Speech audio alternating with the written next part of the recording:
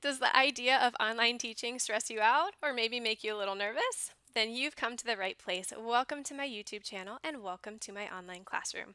My name is Kristina Garcia, and for the past 3 years, I've been encouraging students and teachers to thrive in the online classroom. Now, this video is coming by request from teacher Delilah, who asked if I would make a video to help teachers from her school district transition to online. So if you are new to online teaching, I think this video will be very helpful to you. At least that's my goal. And here's how we're going to do it. So I have 6 different points that we're going to talk about. These are the most commonly asked questions I get from people who are new to online teaching. So we'll talk first about background, meaning your setup for your online classes, lighting, because that's very important, your appearance, how you will present yourself to the online class, space and how to use it effectively, focus, basically how you can make sure that you are focused in your classroom, and then sustainability. I don't know how long you'll be teaching online for, but I want to be sure that it's as pleasant of an experience as possible for you, and be sure to stick around until the end because I have a helpful tip for you that I don't want you to miss. Okay, so first things first, your background. So the main thing I want you to think about when it comes to your classroom background is that it should not look like you are in your home, even though you probably are in your home. Think about your most unruly or your most challenging student. And imagine that student feels like he or she is just chilling with you in your house or in your apartment or wherever you live. Yeah, let's not go there. Let's make sure that your classroom looks like a classroom. It doesn't need to be anything extravagant. My background right now, this is just paper. My mom and I made this. Didn't take very long. You can put together a classroom background very quickly. I recommend, you don't have to have a whole room dedicated to teaching. You can just find a simple space to set up. The main thing is you don't want it to look like your home. Like I said, you should not have your nightstand in the background. You should not have your refrigerator door there. You want to emulate the classroom, the traditional classroom, as much as possible. If you're curious to see the evolution of my classroom backgrounds, if you want some other ideas of what a classroom background could look like, go ahead and check out the other videos on my channel. It is just crazy how many different backgrounds I've had. But yeah, so just keep in mind, doesn't have to be a huge space, maybe like 4 or 6, I don't know, square feet. You just need a little space for online teaching, which is pretty awesome. Okay, so it doesn't matter how great your background is if they can't see your background, if your students can't see you. So let's talk about lighting. So lighting, the best lighting you can ever have is natural light. So if you are fortunate enough to be near a window and there's a lot of sunshine where you live, you are in luck. That's not always the case for everybody. Most of us will need to supplement the lighting in some way.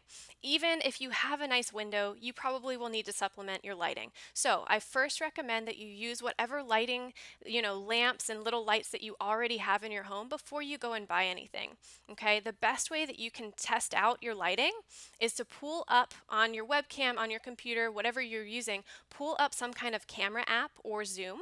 There's a free version of Zoom, right? You can pull that up to see about how it would look and then recruit some help. If there's somebody who can help you, one of you stays in front of the camera, the other is moving around lights and lamps and trying to figure out what works. Now, some top tips for getting those lamps to work for you. You want to think about bouncing the light, okay? If you only have a light that's kind of down here looking up, you look like you're telling a ghost story. If it's just straight at your face, you might look like a deer in the headlights. So you really want to be sure that you are bouncing lights from different directions and testing it out until you figure out what works. I do have some links to some inexpensive lights that are on Amazon in my video description. So if you do find that you just don't have enough lights or they're just not working for you, you can definitely check that out. But yes, you just want to bounce, and you can even bounce off the ceiling. Sometimes that's the best tip that I can give somebody is if you have, especially if you have a bright white ceiling, you can bounce a light off of there and it kind of gives a nice little blanket of light to you. Pretty awesome. All right, so that is lighting. The main concern that I hear about lighting when people finally get their lighting right is that there's too much of a glare. They're teaching, they're trying to teach, and there's just a glare. Like you can see my window right now. There's a simple fix for that. It is a 4-letter word. Tilt. Boop. gone. So practice holding your props in such a way that you don't even have to worry about glare. So just to give you a side angle, it's kind of tilted down. That's how I prefer to do it. You also might be able to tilt up, but just kind of get into the habit of doing that. All right, so that's how to avoid glare, the most simple explanation I can give to you. All right, so lighting is important because it highlights you as the teacher. So let's talk about you as the teacher. Let's talk about your appearance. Now, it may feel vain to be putting on makeup and trying to look good on camera, but really it helps to engage your student more if you are more, if you're going to catch their attention. Okay, so let's talk about it. First of all, your headset is awesome because it masks bad hair days very nicely. So I typically don't worry too much about my hair when I'm teaching as long as it doesn't look really crazy. You might be okay getting away with maybe not doing quite as much with your hair as maybe you like to do traditionally. But besides your hair, another thing that the students will see a lot of is your shirt. So the best tips I can give you for your shirt is, of course, you want them to be modest, right? Because even more than usual, there's going to be a lot of focus on right here because there's not a whole lot more else to look at. Okay, so you want to be sure it's modest and also a solid color. Now, why do we care about having a solid color? Because not only is it less distracting for your student, but it's less distracting for your webcam too. Sometimes if you have polka dots or floral or stripes or something, your webcam has a hard time focusing and it will kind of go in and out of focus on you. So wear a solid color. Speaking of color, lipstick. If you are so inclined and you feel up to it, I encourage you to consider wearing lipstick in your classes. This is especially helpful because for your students who read lips, your lips are going to be so much smaller on the screen, right? And some of your students will rely on reading your lips, and it really helps them out if you can highlight with just a little bit of color there.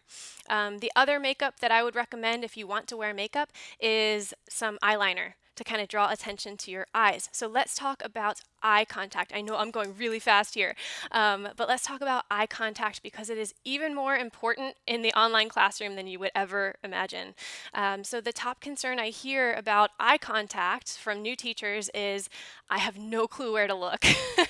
And I understand that because when you're face to face with a student in person, you look at your student's eyes, right? It's simple. But with a webcam, there's the middleman. The webcam is your middleman. So I encourage you, 99% of the time you want to be looking in one of these two places, either your webcam or, scanning the virtual room for your students, okay? You're probably wondering what that 1% is, where else you might be looking. Occasionally, you will need to look at your own video just to make sure that you are still within the screen, that your students can still see you, your video is working. But most of the time, you want to be looking at your webcam or your students. So I'm looking at my webcam right now. How do I remember to look at my webcam when it's just like the littlest dot on my laptop? I actually put a little sticky note behind mine. So if you have a hard time remembering to look at your webcam or finding it, definitely consider just a quick tip like that so that you can quickly see, where is my webcam? That's where I need to remember to look. Okay? So eye contact. Yeah, and so if you're not looking at your students directly, if you're not looking at the webcam, then you might need to be checking to make sure that you are within your space. So let's talk about space. All right, so space. All right, if you stay perfectly still throughout the whole day, throughout the whole class, how boring is that? You look like a little postage stamp. And hey, you may even feel like you are in a postage stamp because maybe you feel a little stifled by the lack of space. But I'm here to encourage you that you have a lot more space to work with than you think you do. So the worst thing that you can do with your space is put everything on top of each other. Like, for example, if I'm trying to hold up a prop and I go like this. I kid you not, I see this all the time. People will cover their faces while they're trying to teach. Okay, not only does that make the students disengage because they can't see you anymore, but you can't see your students either. So it's completely pointless. So I have another quick fix to that problem. It's another four-letter word. Four-letter word. It is lean. You just want to lean. I know that seems super simple, but you want to lean. You want to share the space left to right. Okay? And then I don't want you just to think about your space left to right. I want you to think about your space close and far from the webcam. So for example, a time when you might want to get up close to your webcam is if you're pronouncing something for your student, or maybe you are singing, or I don't know, maybe they've just been not really paying attention and you just want to get their attention real quick. So you go in, right? And then when would you go far? Maybe if you have something big you want to show, right? Maybe you want to do a gesture, maybe you have a big prop you're trying to use, using that space, moving front to back and side to side keeps your students engaged. Okay, and it helps them to focus a lot more. So moving right on to focus. Focus. So not only is it helpful to think about how your students can focus better, how you can help them focus better, but we need to think about how we can help you focus better as the teacher. One of the most distracting things for online teachers, at least from what I've experienced and heard from other teachers, is noises. So you want to minimize noises in your classroom and in your home in general. So of course, you wouldn't want to throw a load of laundry in if you're near the laundry machine, the washing machine, anything like that. So you want to minimize any kind of mechanical noises. If you have an overhead fan that's kind of noisy, just I'm sorry, you may be a little toasty, but you probably don't want to do that. And then you really want to avoid anything like doorbells. I've had that happen before, and now I put a sign just like this on my doorbell. I don't put it next to my doorbell. I put it on the doorbell so that the UPS driver or whoever cannot even use the doorbell because it's covering it. So you want to put a sign just to let people know not to make noise at your door, your outside door, and the door to your classroom, right? If you live with any other people, you want to be sure that they know the expectation that when you are teaching, they do not come in and ask you for juice, or they don't barge in and just ask what you're doing. I don't know. You know the people you live with better than I do. But I know a lot of teachers who will put a sign on their door, like a stop sign. One of the teachers who I know and love actually puts a picture of Grumpy Cat on his door to let his parents know not to go in. So whatever works, right? But there are some people and critters who will not respond, even if you put up a sign. Maybe they can't read it. Maybe they just ignore it. So for them, you just need to get into some kind of routine. Maybe somebody needs to help you with that. Just making sure that that person or critter is not coming in during your classes. And sometimes I know sometimes teachers will have their pets in their classroom with them. I used to be one of them, and here's why I'm no longer one of them. One time I was teaching an online class, and my kitten, I had a kitten. He was like very young, and he would sleep on my feet during classes. And then the one day, all of a sudden, I was teaching a student, and he crawled up my back and propped himself up on my shoulder like a parrot in the middle of class. Now, I thought he was docile. I never thought that he would do that. So sometimes those are the sneaky ones. So you just want to be really careful about any kind of distractions that could distract you and then ultimately distract your students as well. And we don't know how long you'll be doing this for, so we want to focus also on sustainability. What do I mean by that? I mean that you need to be sure you're taking care of yourself so you don't burn out. Just like how teachers can burn out in the traditional classroom, I've seen good teachers burn out in the online classroom too. So what can we do about that?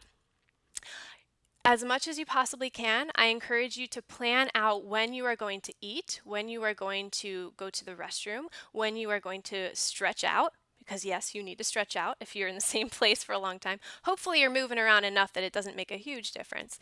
But anyway, you want to plan in breaks as much as you can. I know everyone's schedule and the expectations placed on them are different, but definitely try to plan those things in. Also, you want to hydrate. Let me show you what I use to hydrate. I have this water bottle. It's broken. It's like 10 years old, but I love it. You know why? Because I don't have to unscrew the top to drink it. It doesn't crinkle like a disposable water bottle, and I can quickly grab a swig in the middle of class. When, maybe a student is talking, I call on a student, whatever. Super easy. Hydration is so important. When I was a new teacher online, after the first about 2 weeks or so, I completely lost my voice. And I think it's because I wasn't hydrating and I wasn't focusing on my vocal health. And I also was just shouting. I was teaching kids in China, and I think subconsciously I was like, hey, they're in China. I got to shout to make sure they hear me. But anyway, focus on your vocal health. There are lots of great products out there that can help you, that have different natural products.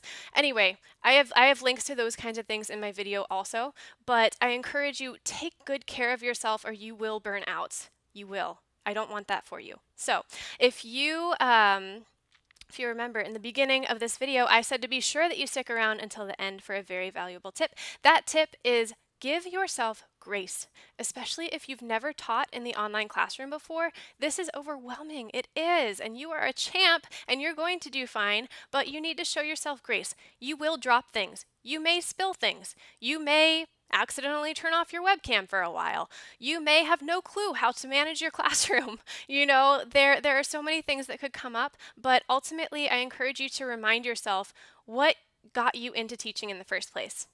I doubt that you got into teaching because you liked walking across the front of a traditional classroom.